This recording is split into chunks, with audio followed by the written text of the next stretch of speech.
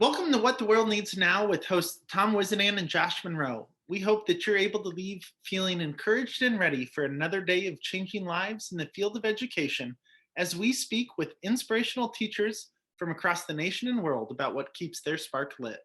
In this episode, we talk with Rachel Hayes, a third grade teacher from New Jersey, about how she intentionally finds joy and gratitude with her students.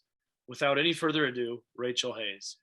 Rachel, thank you so much for being here with us tonight. For our listeners that don't have the privilege of knowing who you are, could you introduce us to who are you, where are you from, and what's your role in education? Yes, thank you so much for having me. I am Rachel Hayes, born and raised in Omaha, Nebraska. Yep, go Huskers. My story all starts in Omaha, then down to Lincoln, and that's how I became friends with Josh at the University of Nebraska Lincoln. Got my degree in elementary education there. And then the story gets a little crazy. I went from Lincoln to Italy, and then Italy to New York City. And I've landed here in New Jersey with my husband, and I am a third grade teacher in a public school here. And it's just been a wild ride. It sounds like a wild ride. Man, international experience. Were you teaching over in Italy too? Yeah, so I'd always wanted to study abroad, but that just the University of Nebraska is amazing because they always have you in a classroom. So I was doing like all kinds of student teaching throughout. And so once I was done, I was like, I need to get abroad before, I plant my feet. And so I went to Italy and I was teaching. I actually was a founding teacher at an English school. Oh, So I wow. was teaching Italians there. And it was a really cool experience. It wasn't elementary like I was used to. It was 16 and older, but it was so cool because then I got to, build relationships with Italians, and some of them were in high school. I had one that was a grandma and she just wanted to learn English. Like she was just, there in her spare time. So really, really cool experience, and happened to stumble upon my future husband there in Italy. And that's how we ended up on the East Coast because he's from New Jersey. So a very cool experience. Man, that sounds amazing. What was your time like over there? Because Oh, I've never been to Italy, so it I know was the mustache might throw you off, but what was that like? no, it was truly like life changing because right after college, you're trying to figure out who you are, and the independence factor, and then all these amazing educators taking me in at this brand new English school. I felt like it was a family, and I met one of my best friends. She ended up being my maid of honor. And just being abroad, you're experiencing a whole new culture and really finding yourself at the same time. So it was beautiful. And obviously the food. I mean, you can't talk about Italy without talking about the food.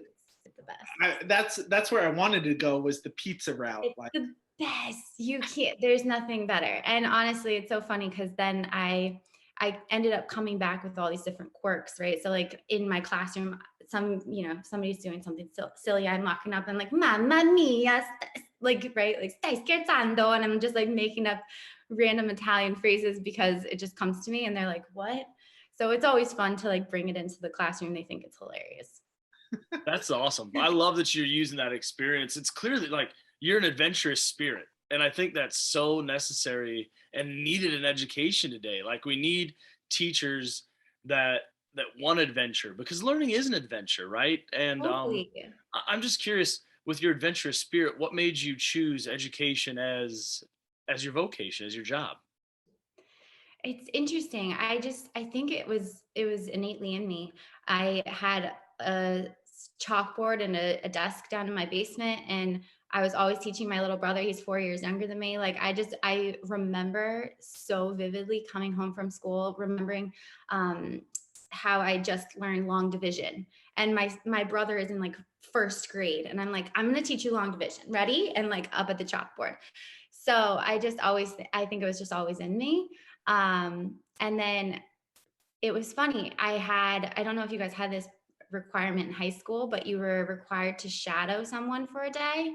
And I went to my mom and I'm like, can I just come to your office? Like, what do you, she's like, you've been to my office a million times. Like, when, did you feel the most at home? What did you love? Think about your childhood, blah, blah. And it came to me right away. I was like, my third grade teacher. And so sure enough, we reached out to her and she let me come, and boom, I was like sold and went into elementary education, and one of the very few people who didn't change their degree along the way. So I think it was just always meant for me, for sure. That's pretty impressive that you didn't change your major. Right? I feel like that's like so uncommon at this point. Tom, did you change yours? Oh my gosh. Yeah. I went to Wayne State and I thought I wanted to be an occupational therapist. And then I started my biology classes and I figured that, man, it's a lot of studying and I could probably stick it out, but I wouldn't be happy. Right. And so Sure. I thought I'd say kind of the same thing. Like, where did I feel the most alive? Where did I feel the most just happy? And it was when I was Yeah. teaching swim lessons at the YMCA in Norfolk, Nebraska. Amazing. And education has been great to me ever since. But yeah, I changed from that to elementary education, and it's been awesome. What Isn't about it? you, Josh? Have you been education the whole way or what? So I was secondary education to start, and I did a practicum, and I didn't love it. I didn't love it, but then I had a side job at an elementary school for their after school program. So I switched to elementary. I've loved that ever since. Like, I was gonna say, secondary, I was so surprised I was never in any of your classes, like for the yeah, elementary route. I was that sent me back a year or so. So, I mean, it happened, so you figured it out. but Super isn't it? senior? You were a super senior? Oh yeah, Oh, yeah. oh yeah, absolutely. No shame. Isn't it crazy though? Like for you, Rachel, like you could sit there and be like, when did I feel this the most? And you're like, my third grade teacher. Like, Yes, let's call her, and then she welcomed you back. I it's think incredible. that's like almost the most incredible thing about education is the way teachers love their students. Absolutely. And that was the thing, right? Is that like I knew how much she loved me. Like that was just the reason she stuck out from the other teachers. Not saying that the other teachers weren't also amazing, but it was just like the joy she brought to the classroom, the love she had in the classroom. And now it's so fun. Like I'm friends with her on Facebook. She's commenting like, what a beautiful baby, right? Just that she can stay through and see the whole course of my life. It's just incredible. So I'm curious then, like she's made an impact on you. She invested in you. She loved you for the person that you are. What ways do you do that for your students? What ways do you invest in them and let them know, hey, I love the person that you are? Absolutely. It's amazing that you mentioned just like the love, because that's the first thing that I state when they walk into my classroom. Across the front of my classroom, it says, in this classroom you are loved. That is like my banner. When you walk in, that's what you see. So it's funny because at the beginning of the year they're like, huh, like you don't even know me. But it all happens at the beginning of the year, really, truly. I am so lucky because my district allows me to, and obviously all the teachers, to invest in those relationships early in the year. So we don't start curriculum right away. And those first few weeks, obviously getting down the systems and routines, but also getting to know the kids. So I want to know their interests. I want to know their favorite songs. I want to know about their family. I want to know their family members' names, and just, having all of that. And it's funny because obviously we're so like data driven in this time, right? But like that is data. Then I'm using I'm using their names and their interests in my math story problems. I'm using their favorite songs during independent writing time. Right. So I'm using all the things that I know in order to show them that I love them. And one thing I did this year is a joy list. And I asked them, what brings you joy? And I showed them mine first. And it was inside of the classroom and outside of the classroom. And that I just have continuously brought up throughout the year, right? I'm like, okay, let me pull somebody's joy list out. We need some joy right now. And I pull something out and like, okay, so-and-so, you need this, let's do it. And we turn on their favorite song, or we, watch a funny video. Just using that and showing them that they matter to me, and that I love them. And I taught kindergarten for 5 years in the South Bronx. And so I'm telling them that I love them. It was so funny. I went out on my maternity leave, and my maternity leave sub, was trying to get the ins and outs of everything. And I had told her, like, I just tell them that I love them all the time. And she's like, wait, you feel comfortable doing that? Right. And it's so funny that it's like so nuanced that you're telling these kids that you love them, but I'm not lying. It's true.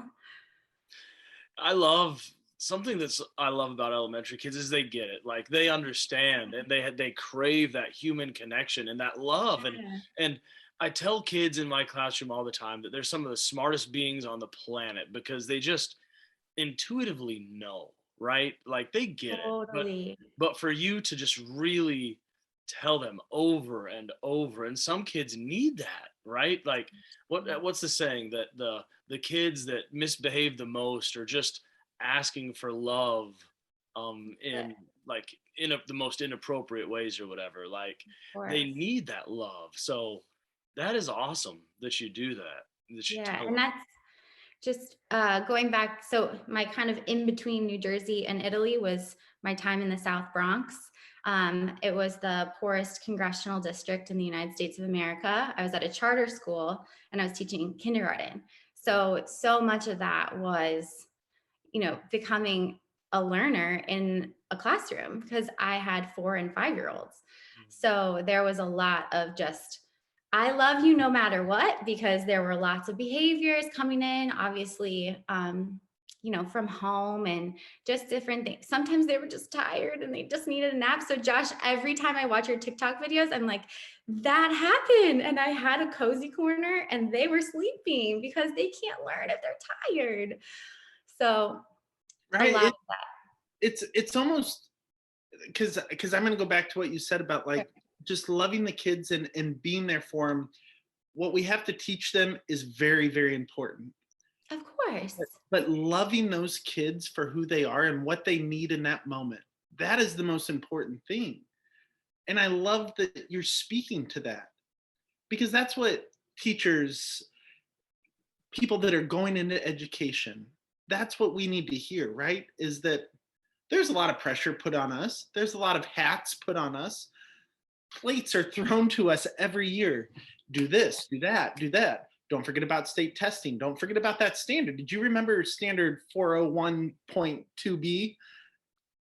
But if you just remember that you're there for the kids and that you love them, man, the milestones that those kids are going to reach It's are incredible. right. And I think so. I've kind of come to this, I don't know if the word is conclusion, but I am trying to put all of these things together from the last 10 years that I've been in education, and it all comes back to love and joy. That's my, like, because everyone comes to my classroom and they're like, but like, what's your behavior system? Like, why are they no, like, I just love them, and so they do what I ask, right? It's this relationship, it's the trust. Well, why is your growth so high? Because we're having fun while we're learning, right? It's love and it's joy. Like, if you have love and you have joy in your classroom, the learning comes easy, right? It's like you don't have to worry about them and their standards, because they want to learn. They're excited to learn. So it's like that basis first. I love that it's not about behavior plans or behavior schemes or strategies or bribes. I mean, don't get me wrong. There's a time and a place for Oh, a good soft yeah, candy bribe or something. sure. You It know, has to happen in certain, yeah. scenarios. Well, so I have a question, because this year's been rough. Last year was rough, and teachers are leaving left and right, and I feel horrible about that. We need good educators, and the times are just so hard. What happens when you lose joy? How do you maintain the joy? Like, it's just it's so clear that you love your job, you love kids, you're in the right place. But what happens if somebody loses their joy? And then what would you tell them to get it back? It's it's all about, I think, being intentional about scheduling the joy. And I saw Josh actually posted it a couple of weeks ago, like take laugh breaks, right? So if you literally have reading, laugh break, math, dance party, right? Like you're scheduling things that bring the kids joy, but you're also scheduling things into your day where you know you're going to have joy, right? What if you have you during lunch, you're going to watch your favorite comedian while you're eating. So just like being intentional about planning joy into your own life and planning it into your schedule during the day. And that's why I was like, well, how do I make this easy for the kids and for me? And that's why I said, we need a joy list. I need a joy list. And then I look at those things just like a lesson plan and like, what are the standards that I need to cover? And you plug it into your day, because then you know that you're being intentional and you're putting joy first, right? So I found that it's like I'm excited to go to school because I know the fun things that I've put into place. I think every once in a while that's something that teachers forget, because like we were talking about earlier, that there's this thrown to you, this thrown to you. If we can take a moment and figure out, like, how do I put my joy into what I'm doing? I, Yes. I understand that we've got to get through these 50 minutes of math, but let's understand too that a child's brain cannot take 50 straight minutes of math. Right. So let's do 15. Hey, you know what, guys? We've been doing a great job. Let's watch this silly video of this dog or whatever it is, right? Exactly. Like, we've been doing an awesome job. All right, let's get refocused. And people, when I've said that before, people are like, well, how do you get them refocused? I'm like, I don't need to. That just refocused them, that little break. Yep. Hey guys, we've been doing a great job for the last 20 minutes. Let's walk outside, let's touch the tree, we'll come back. Perfect. You just let them go outside. Yeah, they need fresh air, right? Like, and then So let them come back in. What if they're off top? That's where your classroom management comes in, right? Like, but understand a child's brain, and then we can understand how school can bring that joy and how we can reach deeper into what they need to know, and deeper into them, right? Like, I it's don't know. I don't know. Sometimes, and maybe I just sit on the outskirts of like social media and sitting there like, why does everybody complain? Like, this year is hard, and I'm not trying to say feelings aren't valid. Big feelings are okay, of course. but it gets really hard when all we do is complain, and we don't take steps to understand hey, how can we get out of this dip? And Rachel, I love that you're giving us those solutions. Yeah, thank you. And I think that if teachers again just kind of focus their day around joy, right? Like one of my favorite authors, Gabrielle Bernstein, she said, measure your success by how much fun you're having. Mm. Like, what if you went to school in the morning and you're like, I'm going to have a successful day and because I'm going to have fun with my kids, right? You're going to be putting paper on top of your head. You're going to be speaking in funny voices, right? Using an accent, like just being silly, being fun, letting them write on the table with expo marker, right? Just letting them have fun and measuring your success with fun, like you are going to want to go to work in the morning. Rachel, I think something that we need to be better about as professionals or humans just in general is being intentional about joy, right? Mm-hmm. So much of life is busy. So much of life is, Right. I mean, honestly, being an adult isn't all that fun sometimes. I'm just going to let that secret out there. But like, Wrong. You're but not we wrong. have to we have to be intentional about finding joy. Otherwise we won't. And I love, the whole idea of mindfulness and being mindful of joy and where we can find it. Allison Holzer in her book Dare to Inspire, talks about being inspired and how that's like a muscle. And if you you find what inspires you and you keep going to that and growing that inspiration muscle. And I think joy is kind of the same way. Once you I find agree. what brings you joy, use it, go to it, find it and chase it and bring it to those around you, because the world needs a lot of joy. Let's be honest. I hear ya. I hear you. And I think that, again, if you are planning it into your day, I think that if the kids, I actually historically, the first couple of weeks of school, I kid you not, it said reading, joy, math, joy. Like it was on the board. Then we started getting into curriculum and I was like, I need all my minutes. And the kids are like, well, what happened to the joy, Mrs. Hayes?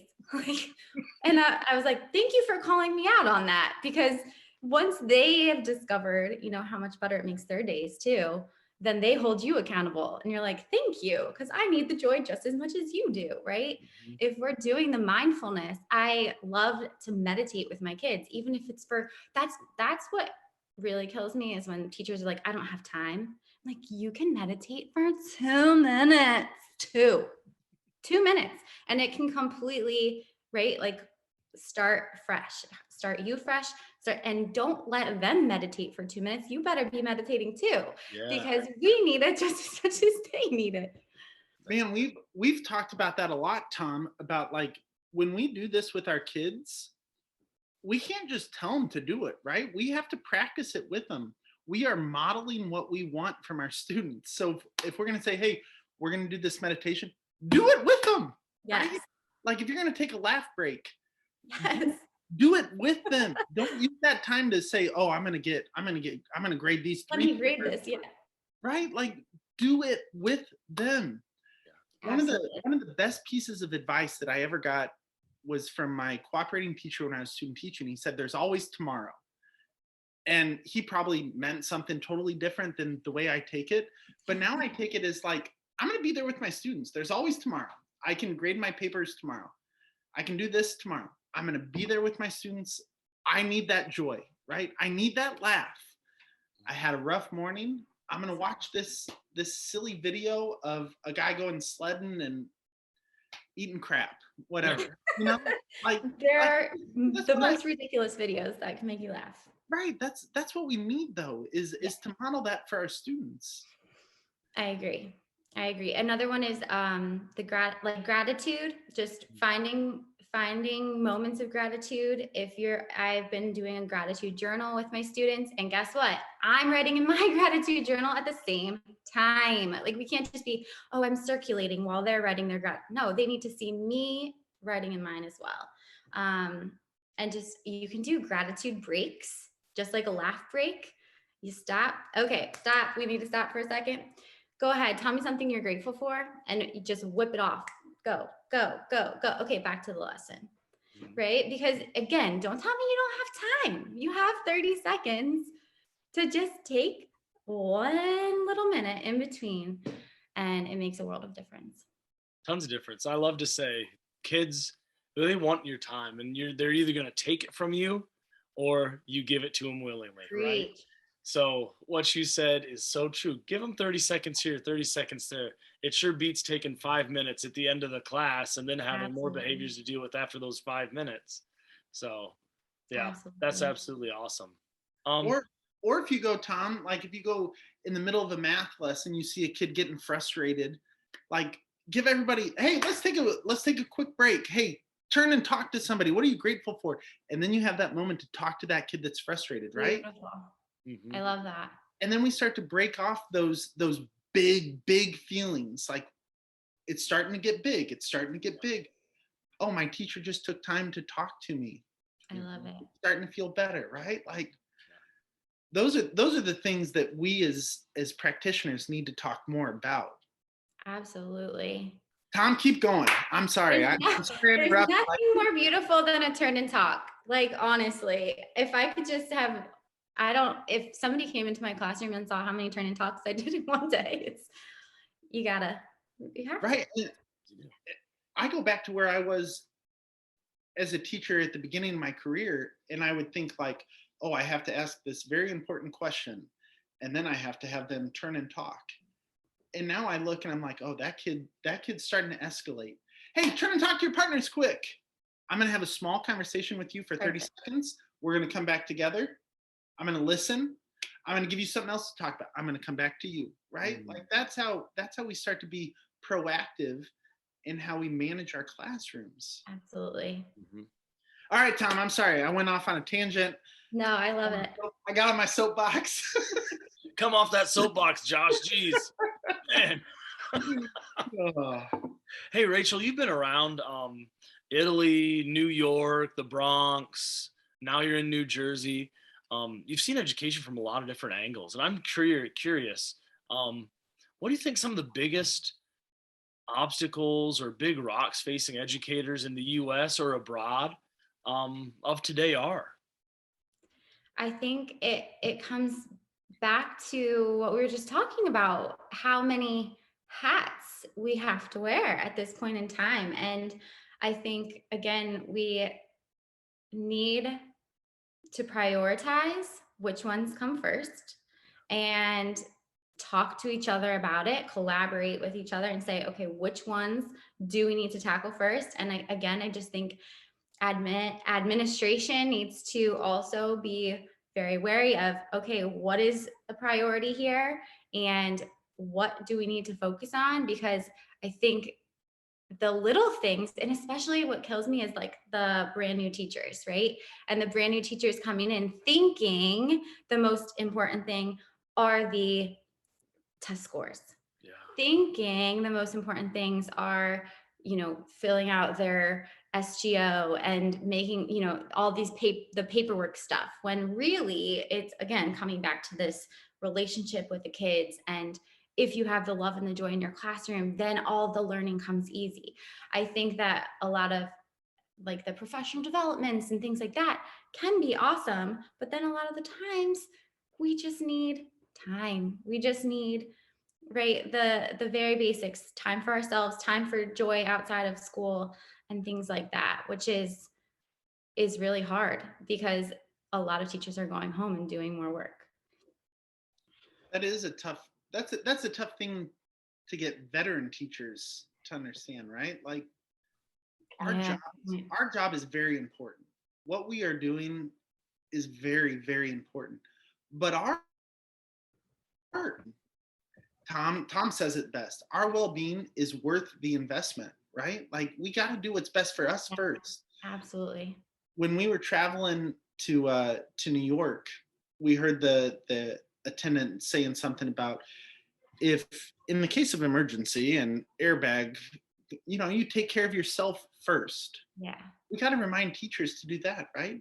And figure out how can I take care of myself first, and then how can I put that into my classroom so I'm still taking care of myself while being there for my students. Absolutely.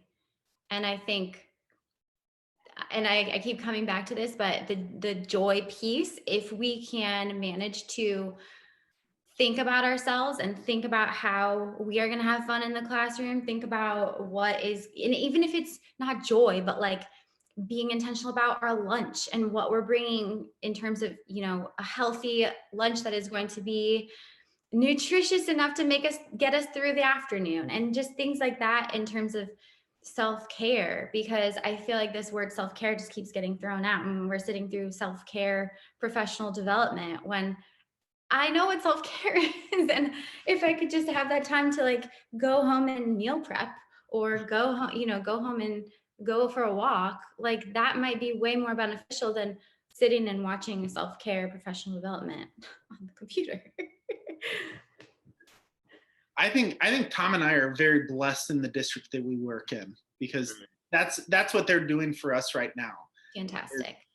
Tom, I don't know how it is at your school, but at least we have canceled our professional development meetings. Wow. And we're starting to take care of ourselves, right? Beautiful. They said this time is for what you need. And I think more districts have to do that, right? Yeah, I think that mine is in that direction. So fingers crossed. Right? Like we're all professionals. We know what we need. One, we also know how to grow. Right? Absolutely. we might need some resources to help us along the way.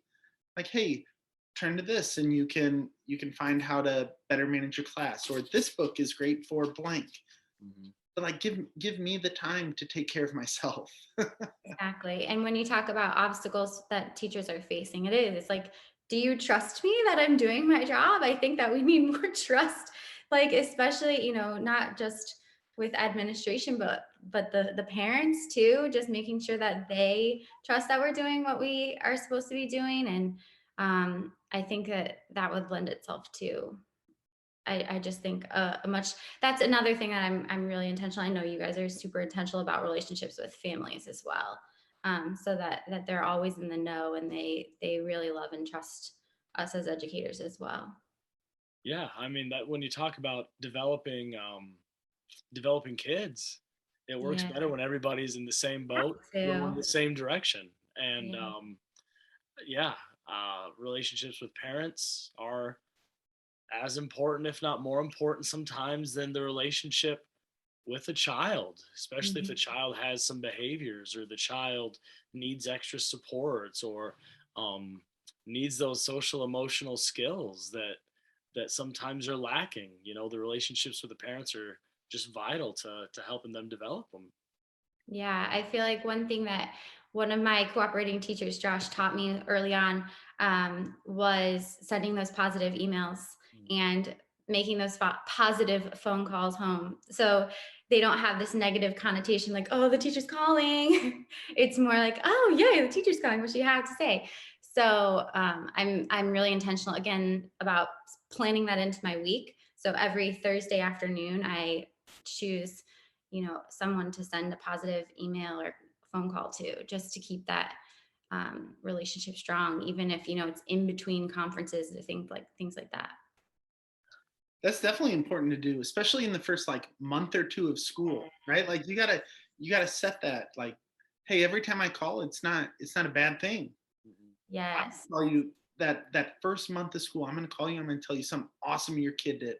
And it might be something silly, like, hey, he held the door open for three kids as they were walking out, right? Uh, Like we find those small. looking for the good stuff, looking for the good, right? That's again, it's like with when I teach into the gratitude, we have to be looking for the good. Because if we're always, again, when we were talking about the teachers too, right, complaining, we have to look for the good or we're not going to find it. Yeah. Right. I think sometimes in society we are so I can't think of the word, something deficient. Like we're so focused on the things that we do poorly and how can we build that up instead of looking at strengths. How can I take this kid's strengths and build on them? This I kid love, doesn't need to love math the I most, love that. right? Like they might come and be like, football is the most important thing in my life. Like, okay, that's awesome. Like, how can I build math into how football's important? How can I build science into football being important? Mm-hmm. Like I don't know. I don't know. I just get on those little tangents, right? No, keep going because I know this show is all about inspiration. You're inspiring me, so keep going on your soapbox. Oh I love it. man, I think okay, fine. I think about so I had a student who told me that football was the most important thing in his life. I said, okay, what is good football? What does a good football field look like? He's like, I don't know. It's like grass. I was like, okay, well, how much grass does it take to be good? And so then it went on, and this is from a book I read. It's called Because of Mr. Turrup. And you take a 1 centimeter square of cardboard and you measure in 10 different spots and you count the blades of grass, but healthy spots. And you're like, okay, let's take that then and let's multiply it by the area of a football field. Like how many blades of grass does it take for a good football field? Like just silly things like that, Like how do we make what a kid loves most the I most love important it. thing to them and connect it to school? So fun. I know just speaking of sports, one thing that I love to do is pulling in the music piece. I love having music playing like pretty much the whole day. No, not really, but having kids choose a walk up song and right, like when Oh, they're I about love to everything go you're to saying. they're going to read their final draft, or they're going to go, right? You can use a walk-up song for what they get to choose it. So I have a Google form. I can send you guys the Google form. They get to type in their favorite song, and that's their walk-up song, right? So just including those tiny little, how long does it take to play a walk-up song? 15 seconds? That is so awesome. That is so awesome. I'm gonna have to do that tomorrow for myself, and then I'll tell the kids that they're gonna get their own Yes, too. you're like, my lesson's about to start. I'll start the joy. I'll start the joy. That is so, Rachel. That is so awesome. What a great idea, man. And Oh, I have them fill out a lot of Google forms, like at the beginning of the year. One of them is their favorite songs that are like, you know, calm, like not calm, but just telling them like in the relaxing nature. And so I keep those on a playlist on Spotify too for like independent work time. And so just popping those on while they're working, it's like, oh, she cares about me because she has my favorite song playing, right? Just little things like that. Do they ever throw like Metallica out? Oh, sure. And I'm like, that's a hard no, love. I said calm and relaxing. So, you know, sometimes I have to give them a couple of examples. that is a pretty sweet walk-up song. So let's just change There you go. just I put can it in a just different change it over. category, and it's good. Rachel, this has been a riot. Like, I love your energy and how deep you are into gratitude and finding joy. I think it's so necessary. Everything you said tonight, it's really spoke to me. Thank you for being here. I'm curious, Rachel, what does the world need now? I think you guys are not going to be surprised by my answer. And I'm going to say, Joy? you nailed it. I think more people being intentional about finding their joy and then spreading joy, because you obviously have to center, right? We said put the face mask on first, right? Put your joy first and then spread it. Spread it like wildfire, because once you are that light, you can spread it to others too. And if you know, put the little sprinkle out there, then they'll go spread some joy somewhere else, and it will just continue to multiply. So I think, again, if we're just looking for the good and measuring our success on how much fun we're having, I think we'll be set.